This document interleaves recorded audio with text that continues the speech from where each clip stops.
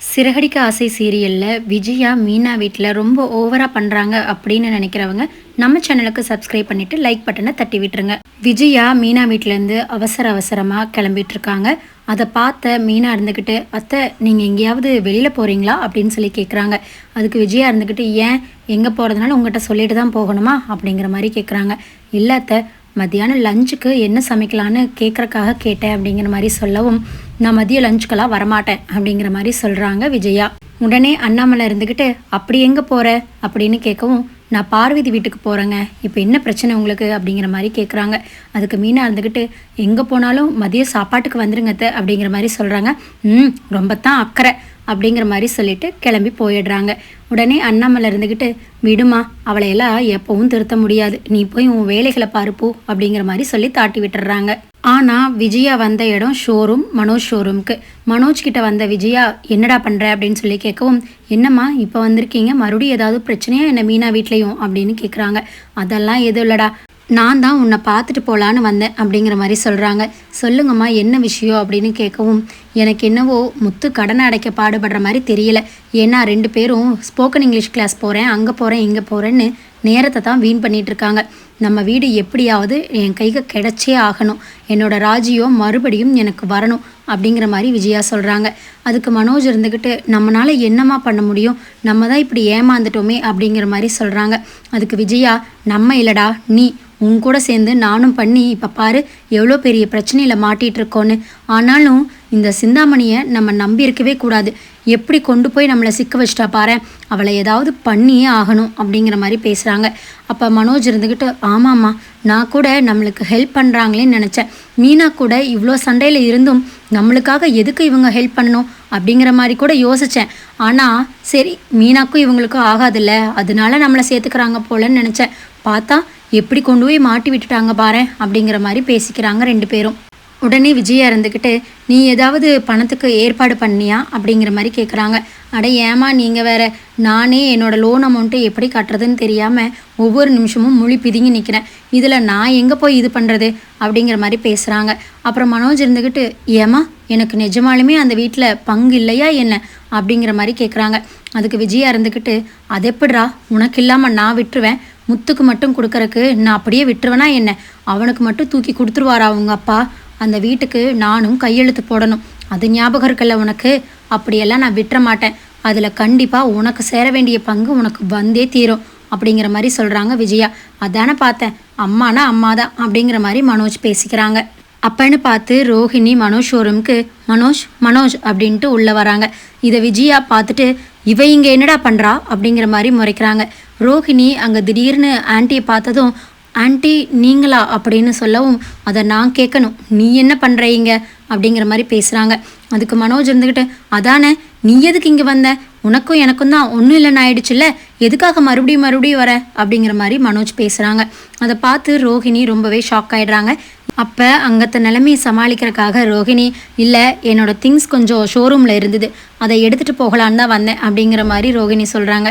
அதுக்கு விஜயா மனோஜை பார்த்து, ஏண்டா இன்னும் அவளோட பொருளை கொடுக்காம நீ இங்கே வச்சுட்டு என்ன பண்ணுற, எடுத்து மூஞ்சில் விட்டேரி, பொறுக்கிட்டு போகட்டும் அப்படிங்கிற மாதிரி சொல்கிறாங்க.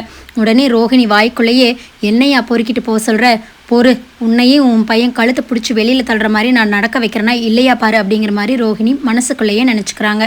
ரோஹிணியும் ஏதோ ஒன்று எடுக்கிற மாதிரி எடுத்துகிட்டு அங்கேருந்து கிளம்பிடுறாங்க. இங்கே முத்து மீனாவையும் காட்டுறாங்க. முத்து அந்த இன்கம் டேக்ஸ் ஆஃபீஸர்கிட்ட பேசுகிறாரு.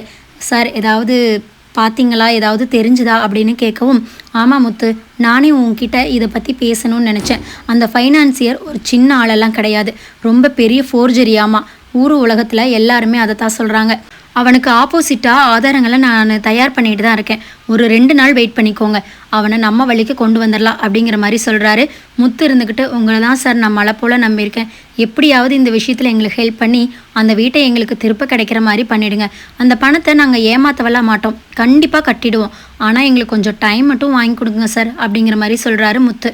அதுக்கு அந்த இன்கம் டேக்ஸ் ஆஃபீஸர் இருந்துக்கிட்டு, நீங்கள் கவலைப்படாதீங்க முத்து, நான் கண்டிப்பாக பண்ணுறேன் அப்படிங்கிற மாதிரி சொல்கிறாங்க. அப்புறம் அவர் போயிடுறாரு. முத்துவும் மீனாவும், ஏங்க இவர் கண்டிப்பாக பண்ணிடுவார்ல அப்படிங்கிற மாதிரி மீனா கேட்குறாங்க. அதுக்கு முத்து இருந்துக்கிட்டு அதுதான் அவர் இவ்வளோ தூரம் சொல்கிறாருல, கண்டிப்பாக பண்ணிடுவார் மீனா. அவரை தவிர இப்போ நம்மளுக்கு வேறு வழியும் கிடையாது, அதனால அவரை நம்பி தான் ஆகணும் அப்படிங்கிற மாதிரி சொல்கிறாங்க. அப்புறம் மீனா உங்ககிட்ட ஒன்று சொல்ல மறந்துட்டேன். நான் வக்கீல்கிட்ட இதை பற்றி பேசுகிறதுக்காக போயிருந்தேன். அப்போ வக்கீல் அம்மா ஒரு விஷயம் சொன்னாங்க, எனக்கு அப்படியே ஷாக் ஆயிடுச்சு மீனா அப்படிங்கிற மாதிரி சொல்கிறாரு. அதுக்கு மீனா இருந்துக்கிட்டு அப்படி என்னங்க சொன்னாங்க அவங்க அப்படின்னு கேட்குறாங்க. அதுக்கு முத்து நம்ம மனோஜ் இருக்கான்ல, மனோஜ் ரோஹிணியும் இன்னும் பேசிட்டு தான் இருக்காங்களாமா. என்னங்க சொல்கிறீங்க? ஆமாம் மீனா, நான் வக்கீல் ஆஃபீஸுக்கு போயிருந்தேன்ல, அப்போ வக்கீல் அங்கே ஷோரூமுக்கு போயிருந்துருக்குறாங்க. போயிட்டு பார்க்கும்போது மனோஜும் ரோஹிணியும் உட்காந்து சிரித்து பேசிகிட்டு இருந்தாங்களாம். மேடம் கூட கேட்டிருக்கிறாங்க, இப்படி பேசுகிறவங்க எதுக்காக டைவர்ஸ் வாங்கணும் அப்படின்னு கேட்டிருக்கிறாங்க. அதுக்கு மனோஜும் ரோஹிணியும் பேந்த முழிச்சுக்கிட்டு ஏதோ சொல்லி மழுப்புனாங்களாம். நான் போயிருந்தப்ப அவங்க சொன்னாங்க என்கிட்ட, இப்படி இருக்கிறவங்க எதுக்காக டைவர்ஸ் பண்ணணும், அதுவும் இன்னும் என் வக்கீல் ஃபீஸ் கூட கொடுக்கல முத்து அப்படிங்கிற மாதிரி சொன்னாங்க மீனா.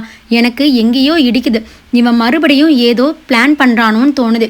ரோஹிணி அந்த பார்லர் அம்மாவை நம்பவே கூடாது அப்படிங்கிற மாதிரி சொல்கிறாங்க முத்து. இதை பற்றி மாமா கிட்ட சொன்னீங்களாங்க? இன்னும் இல்லை மீனா, இனிமேல் தான் சொல்லணும். ஆனால் மாமா கிட்ட சொல்லலாமா வேண்டாமான்னு ஒரே யோசனையாக இருக்குது. ஏன்? இல்லை, வீடும் போயிடுச்சு, இப்போ தான் கொஞ்சம் தெப்பு தேறி வந்திருக்காரு. இனி இதையும் சொன்னால் ஏதாவது நினச்சிப்பாரோன்னு கொஞ்சம் பயமாக இருக்குது. அதெல்லாம் இல்லை, சொல்லாமல் இருந்தாதாங்க தப்பு. நம்ம மாமா கிட்ட சொல்லிடலாம். ஆனால் அத்தைக்கு இதை பற்றி தெரிய வேண்டாம், ரொம்ப டென்ஷன் ஆகி பயங்கரமாக சண்டை போட்டு விட்டுருவாங்க அப்படிங்கிற மாதிரி மீனா சொல்கிறாங்க. அதுக்கு முத்து இருந்துக்கிட்டு அதுவும் கரெக்டு தான் மீனா, சொல்லவெல்லாம் வேண்டாம், நீயும் இது தெரியாத மாதிரியே நினச்சிக்கோ அப்படிங்கிற மாதிரி சொல்கிறாரு முத்து. முத்துக்கு ரவி ஃபோன் பண்ணுறாங்க. அப்போ ரவி இருந்துக்கிட்டு ஏன் முத்து, அம்மா அங்கே பத்திரமா இருக்காங்களா, ஏதாவது சொன்னாங்களா அப்படின்னு கேட்கவும் முத்து இருந்துக்கிட்டு ஒன்றும் பிரச்சனை இல்லை ரவி, நல்லா தான் இருக்குது, நீ என்ன பண்ணுற அப்படிங்கிற மாதிரி கேட்குறாங்க. அதுக்கு ரவி இருந்துக்கிட்டு நான் என்ன பண்ணுவேன், ஹோட்டலில் தான் இருக்கேன், ஏதாவது வீட்டை பற்றி தெரிய வந்ததாடா முத்து அப்படின்னு கேட்குறாரு ரவி. அதுக்கு முத்து இருந்துக்கிட்டு பரவாயில்ல, நீயாவது கேட்குறியே, அந்த மனோஜ் இப்போ வரைக்கும் ஃபோன் பண்ணி ஒன்றுமே கேட்கலடா, என்னமோ நம்ம தான் கடன் வாங்கி வச்ச மாதிரி கஷ்டப்பட்டுட்டு இருக்கோம், ஆனால் அவன் அதை பற்றி எந்த கவலையும் இல்லாமல் சுற்றிட்டு இருக்கான் அப்படிங்கிற மாதிரி சொல்கிறாரு. அதுக்கு ரவி அதுதான் தெரிஞ்ச விஷயமாச்சே, விடுடா, நீ ஏதாவது முயற்சி பண்ணியா அப்படின்னு சொல்லி கேட்குறாரு. எங்கடா, நானும் எல்லா பக்கமும் முயற்சி பண்ணிட்டு தான் இருக்கேன், ஆனால் 10 பைசா கூட கிடைக்க மாட்டேங்குது அப்படின்னு சொல்லவும், நானும் என் ஃப்ரெண்ட்ஸ் சர்க்கிளில் சொல்லி வச்சுருக்கேன் முத்து, ஏதாவது பணம் கிடைச்சதுன்னா கொஞ்சம் கொஞ்சமாக கொடுத்து கடனை அடைச்சிடலாம் அப்படிங்கிற மாதிரி ரவி சொல்கிறாங்க. சரி முத்து, பாரு இங்கேயும் கஸ்டமர்ஸ் நிறையா வந்துட்டுருக்காங்க, நான் பார்க்குறேன் அப்படின்னு சொல்லிட்டு வச்சிடுறாங்க. உடனே முத்துவும் மீனாவும் பேசிக்கிறாங்க. இவன் கூட பரவாயில்ல மீனா, ஏதாவது ஹெல்ப் பண்ணணும்னு நினைக்கிறான், ஆனால் மனோஜ் இருக்கானே, எப்போ தான் அவனுக்கெல்லாம் புத்தி வரப்போகுதுன்னு தெரியல. ஷோரூமையே வீடாக லாஜாக மாற்றி வச்சுட்டு உட்காந்துருக்குறானுங்க, கொஞ்சம் கூட இப்போ கூட அக்கறையே இல்லைன்னா பாரு அவனுக்கு அப்படிங்கிற மாதிரி பேசிக்கிறாங்க. அதுக்கு மீனா சரி விடுங்க, நீங்கள் அதையெல்லாம் நினச்சி டென்ஷன் ஆக வேண்டாம், வாங்க நம்ம கிளம்பலாம் அப்படின்னு சொல்லிட்டு கிளம்புறாங்க. மீனாவும் முத்துவும் காரில் போகும்போது சீதாவை வழியில் பார்க்குறாங்க. காரை நிறுத்தி சீதா கிட்ட மீனா பேசுகிறா. சீதா எங்கே நீ இங்கே நடந்து போயிட்டுருக்க அப்படிங்கிற மாதிரி கேட்குறாங்க. இல்லைக்கா, பக்கத்தில் கோயிலுக்கு போயிட்டு வந்தேன், அதுதான் சரி வீட்டுக்கு போகலான்னு போய்கிட்டு இருக்கேன் அப்படிங்கிற மாதிரி சொல்கிறாங்க சீதா. உடனே முத்து இருந்துக்கிட்டு ஏம்மா, போலீஸ்காரன் ஏதாவது தொந்தரவு பண்ணுறானா அப்படிங்கிற மாதிரி கேட்கவும், இல்லைம்மாம்மா விடுங்க, அதை பற்றி ஏன் பேசணும் அப்படிங்கிற மாதிரி சொல்கிறாங்க. பார்த்தா சீதாவை அவர் அடிச்சிருக்காரு. அதுக்கான தடையும் அவங்க கன்னத்தில் இருக்கவும், மீனா என்ன சீதா இது, அடிச்சாரா உன்னைய அப்படின்னு கேட்குறாங்க. அதுக்கு சீதா இருந்துக்கிட்டு அழுக ஆரம்பிக்கிறாங்க. நான் மாமாவுக்கு சாப்பாடு கொண்டு வந்தேன்லக்கா, அது தெரிஞ்சு போச்சு, எதுக்குடி எங்கள் அம்மாவை கொண்டவன் வீட்டுக்கு நீ சாப்பாடு கொண்டு போனேன்னு சொல்லி அடிச்சிட்டாருக்கா, வேற ஒன்றும் இல்லை அப்படிங்கிற மாதிரி சொல்கிறாங்க. இதுக்கெல்லாமா அடிப்பாரு, வா நான் என்னன்னு கேட்குறேன் அப்படின்னு மீனா கோவப்படவும் சீதா இருந்துக்கிட்டு அதெல்லாம் வேண்டாக்கா, நான் பார்த்துக்கிறேன், சரியாயிடுவார். சரி நீங்கள் எங்கே கிளம்பிட்டீங்க, நாங்கள் வீட்டுக்கு தான் சீதா போகிறோம் அப்படின்னு மீனா சொல்கிறாங்க. இதுதான் இனி வர எபிசோடுகளில் நடக்க போகுதுன்னு நான் நினைக்கிறேன் ஃப்ரெண்ட்ஸ். நீங்கள் என்ன நினைக்கிறீங்கன்னு மறக்காமல் கமெண்ட்டில் சொல்லுங்கள்.